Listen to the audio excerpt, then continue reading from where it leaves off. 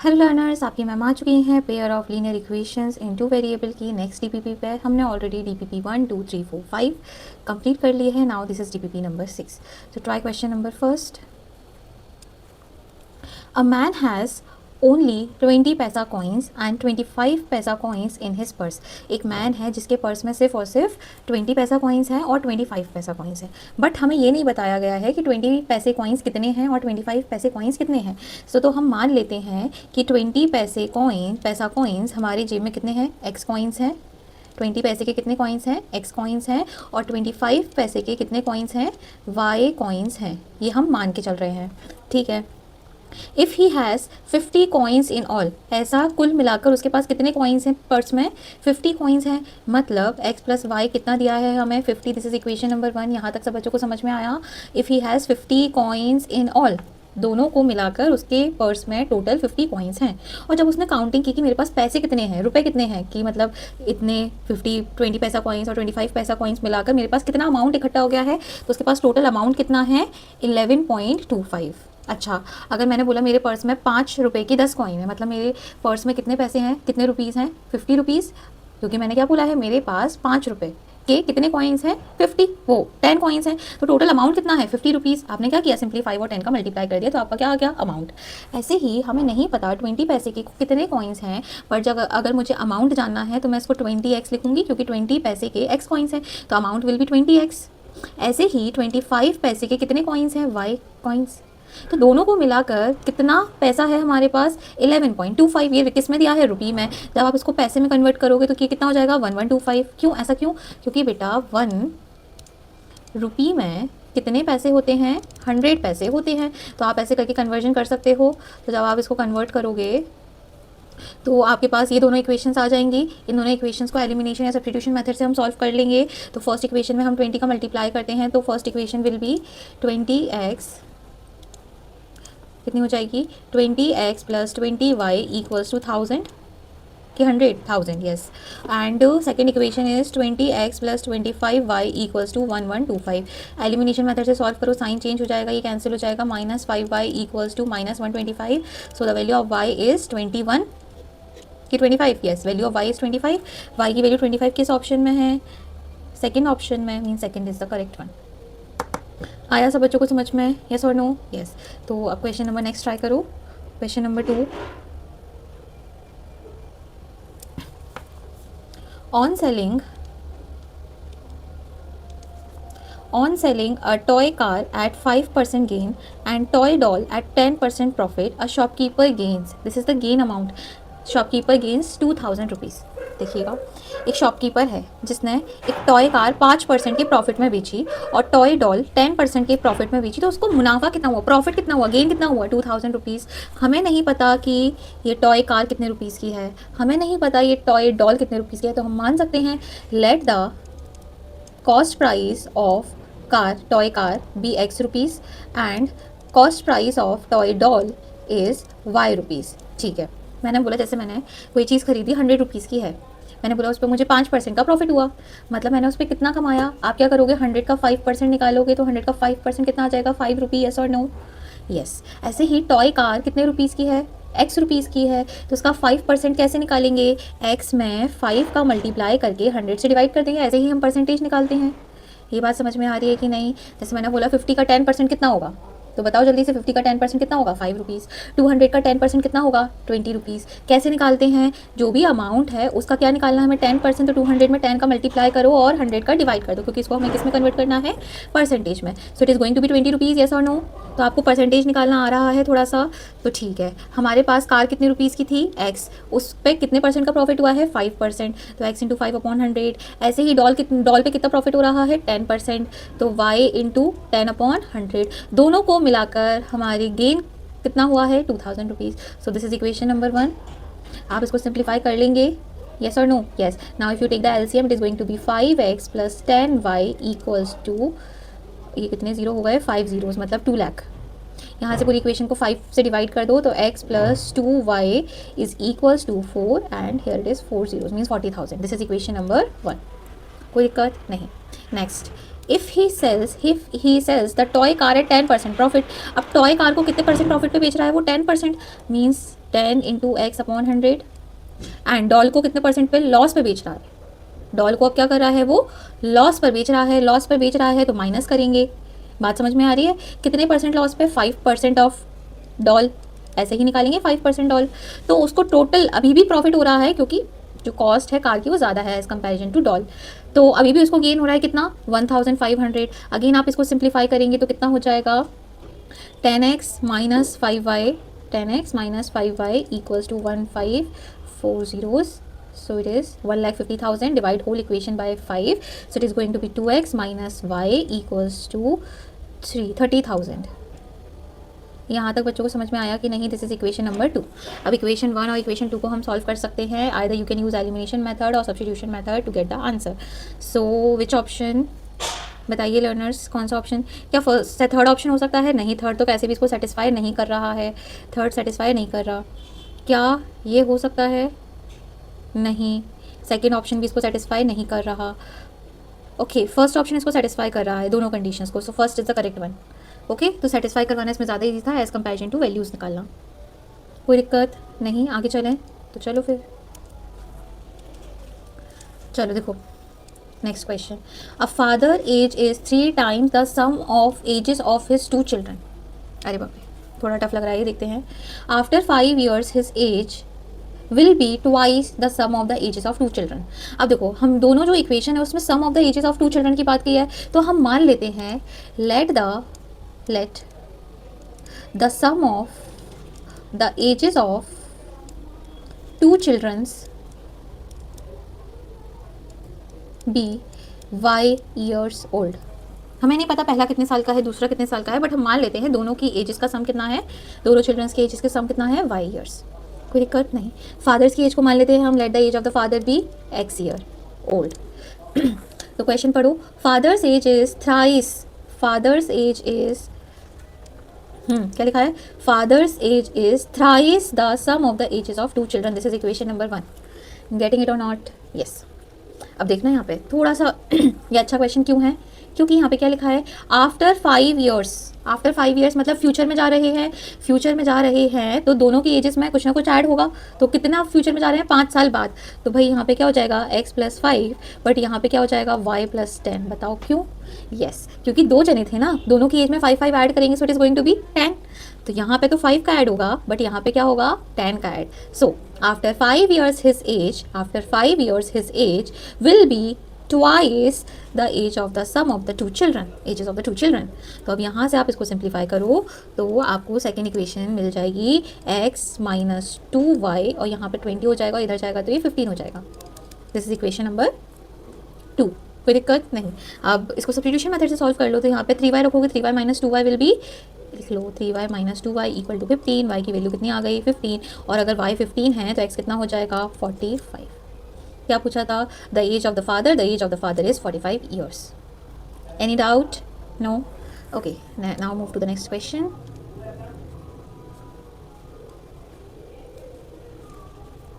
Yes learners, try this। In a triangle, angle A equals to x, angle B equals to 3x, angle C equals to y, and we have a relation that 3y minus 5x is equals to 30 degree। तो हमें क्या दिया है, 3y minus 5x is equals to क्या दिया है, 30 degree। This is equation number 1। Okay, we need to find out angle C minus angle A। For that first we need to find out x and y, then we will subtract C minus A means y minus x, we will get the answer। Okay, for that we need to find out the variables, that is x and y। Okay, which type of figure it is, polygon it is, yes it is a triangle, so it will follow angle sum property, yes or no, because it is a polygon having 3 sides, so it will follow angle sum property। What is the angle sum property of a triangle, yes interior angle sum is 180 degree। तो हम यहाँ से लिख सकते हैं angle A plus angle B plus angle C equal to 180 degree by angle sum property of a triangle। angle A कितना दिया है x, angle B कितना दिया है 3x, angle C कितना दिया है angle y is equals to 180 degree। तो यहाँ से आपको क्या मिल गया, 4x plus y equals to 180 degree। This is equation number 2। Equation 1 और इक्वेशन 2 को सॉल्व करें और you will get the answer. कर लोगे बताओ लर्नर्स, इसमें आप सब्स्टिट्यूशन मेथड लगा लो, जो आपको लगाना है वो आप लगा लो और you will get the answer. So question number 4 का आंसर आपको कमेंट सेक्शन में बताना है।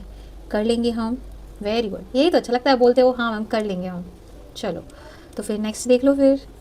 हाँ, the angles of a triangles are x, पहला एंगल एक्स है, दूसरा एंगल वाई है, तीसरा एंगल 50 है, 3 एंगल्स हैं, तो हमें दिया है एक्स, वाई और 50।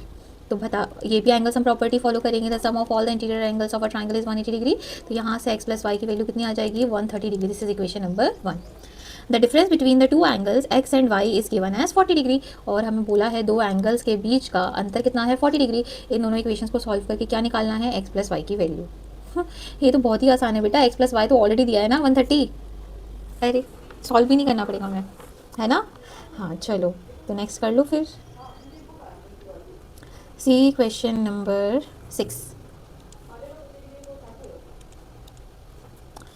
Yes, see this question. Read it. A sailor goes 8 kilometer downstream in 40 minutes and return in 1 hour.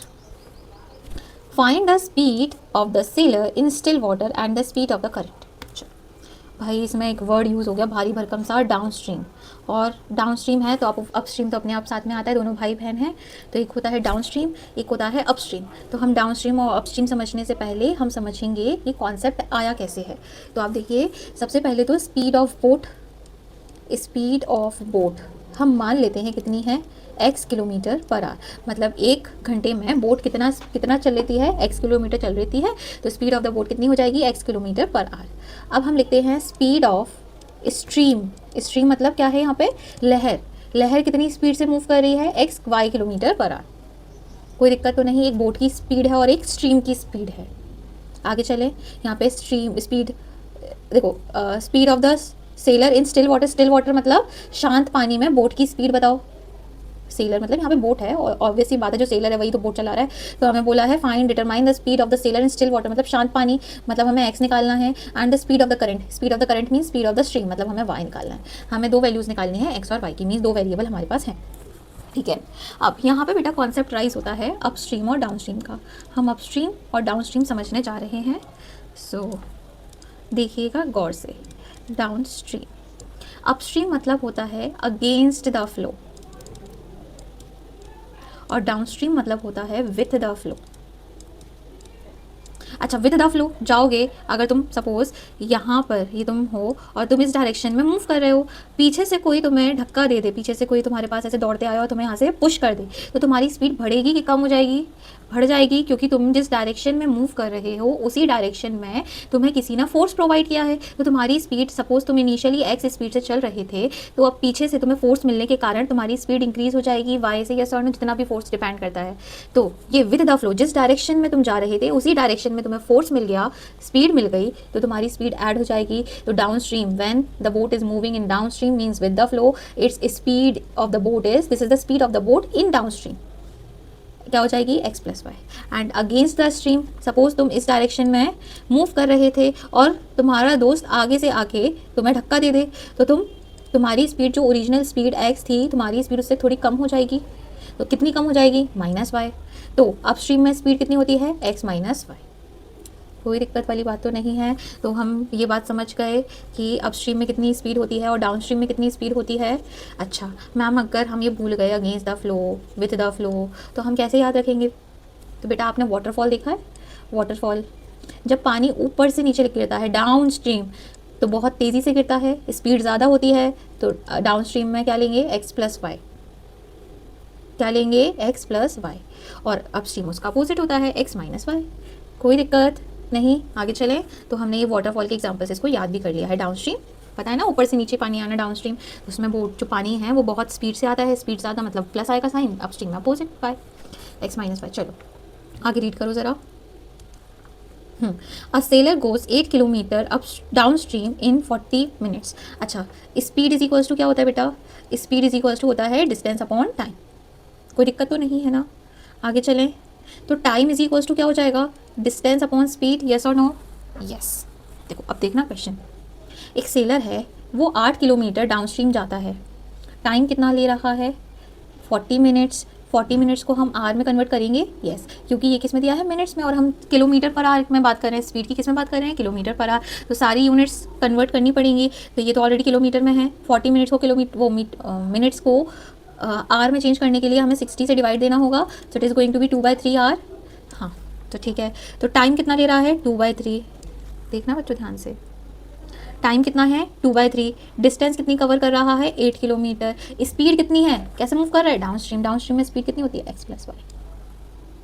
कोई दिक्कत नहीं, यहाँ से आपकी इक्वेशन नंबर 1 बन गई, कितनी हो जाएगी x plus y equals to 12। Clear. अब देखो जैसे सपोज वो कैसे जा रहा है, डाउन स्ट्रीम में जा रहा है, तो वापस आएगा तो उसे अपस्ट्रीम मिलेगा, यस और नो। अगर वो जाते समय उसे विद द फ्लो मिल रहा है तो उसे आते समय अगेंस्ट द फ्लो मिलेगा। तो भाई तो अब टाइम कितना ले रहा है वो 1 आवर, तो 1 इक्वल टू डिस्टेंस, जितना डिस्टेंस वो गया है उतना ही डिस्टेंस वापस आ रहा है, तो डिस्टेंस की जगह अगेन क्या आ जाएगा 8। टाइम, अब ये यहाँ पे क्या लिखेंगे हम, स्पीड, स्पीड कितनी है, very good x minus y, क्योंकि अगर जा रहा है डाउन स्ट्रीम में तो आएगा अप स्ट्रीम में, जितना गया था और उतना ही वापस आया है। तो यहाँ से हमें 2 इक्वेशन मिल गई, x minus y equals to 8। अब हम इन दोनों इक्वेशंस को सॉल्व करके x और y की वैल्यू बता सकते हैं। तो जल्दी से बताओ क्या हो जाएगा। यस, x की वैल्यू कितनी आएगी 10 और y की वैल्यू कितनी आ जाएगी 2। So this will be the required answer, x is equals to 10, y equal to 2। कर लेंगे। बहुत अच्छा क्वेश्चन था। तो आपको ये पूरा कॉन्सेप्ट समझ में आया, यस और नो। यस। तो अगर स्टिल अभी भी कोई डाउट है तो आप कमेंट करके पूछ सकते हैं, मैंने आई थिंक थोड़ा सा समझा भी चुकी हूँ ऑलरेडी। तो नेक्स्ट क्वेश्चन करें।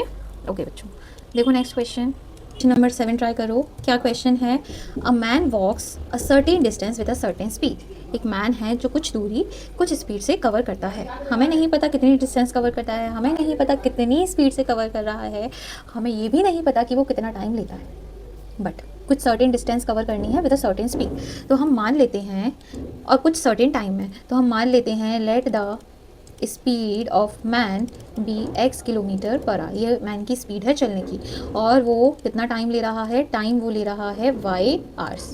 तो रीड करो question, a man walks a certain distance. अच्छा, तो स्पीड इज इक्वल्स टू क्या होता है, डिस्टेंस अपॉन टाइम। तो डिस्टेंस इज इक्वल्स टू क्या हो जाएगा बेटा, स्पीड इंटू टाइम। कोई दिक्कत तो नहीं। तो distance is equals to x into y, this is equation number 1। Any doubt, no. अब देखना क्वेश्चन स्टार्ट कहाँ से हो रहा है। क्वेश्चन की स्टार्टिंग हो रही है यहाँ से, if he walks half an hour faster. अगर वो अपनी स्पीड बढ़ाएगा तो ऑब्वियसली बात है उसे टाइम कम लगेगा, यस और नो। यस। तो भाई स्पीड कितनी बढ़ा रहा है वो, हाफ एन आवर अपनी स्पीड बढ़ा रहा है, मतलब 1 घंटे में वो आधा किलोमीटर एक्स्ट्रा वॉक कर रहा है स्पीड बढ़ाने के बाद। तो उसको टाइम कितना कम ले रहा है वो, 1 आवर लेस। यहाँ से आप ऐसा लिख सकते हो, यस और नो। अब बस क्या करना है, टी की जगह बेटा हमने वाई लिया ना, तो वाई लिख लो यहाँ पे। हाँ, तो यहाँ से क्या हो जाएगा, cross x plus half into y minus 1 equal to d. D की जगह हम एक्स वाई लिख सकते हैं फ्रॉम इक्वेशन नंबर 1।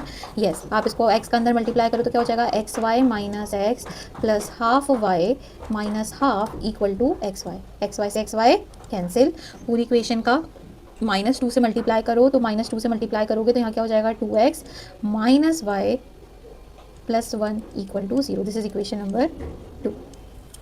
कोई दिक्कत नहीं।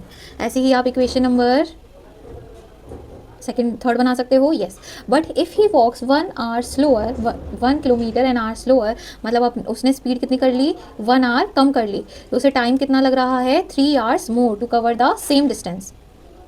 तो यहाँ से आप इसको सिंप्लीफाई करो बच्चों, तो करना ज़रा यहाँ से सिंप्लीफाई। तो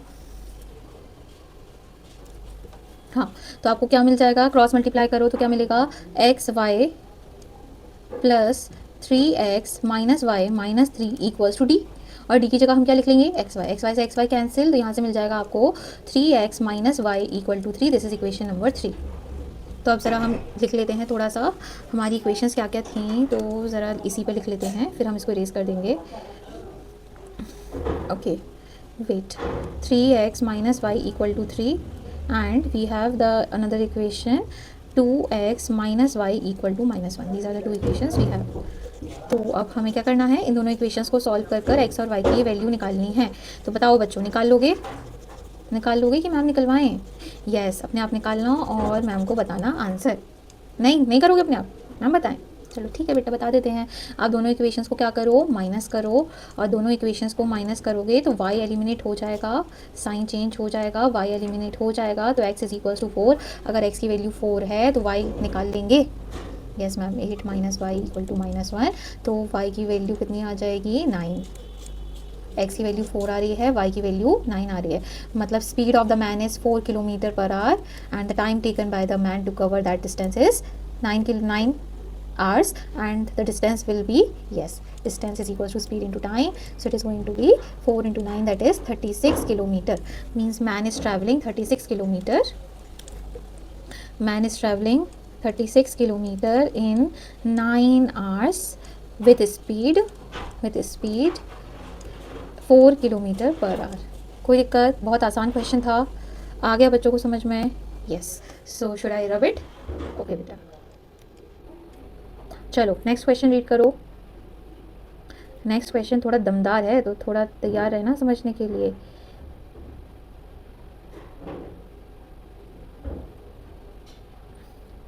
ओके लर्नर्स, सो तो मैं चाहती हूँ कि आप ये 3 क्वेश्चंस एक बार अपने आप ट्राई करें. 3 क्वेश्चंस अच्छे क्वेश्चन हैं. These 3 question will be asked in 5 marks. These are the 5 mark questions. तो मैं चाहती हूँ एक बार आप खुद से ट्राई करें. मैं आपके आंसर्स का वेट करूँगी और मैं इसको एक दिन बाद इसके आंसर्स को डिस्कस करना चाहूँगी. तो stay tune for the next part.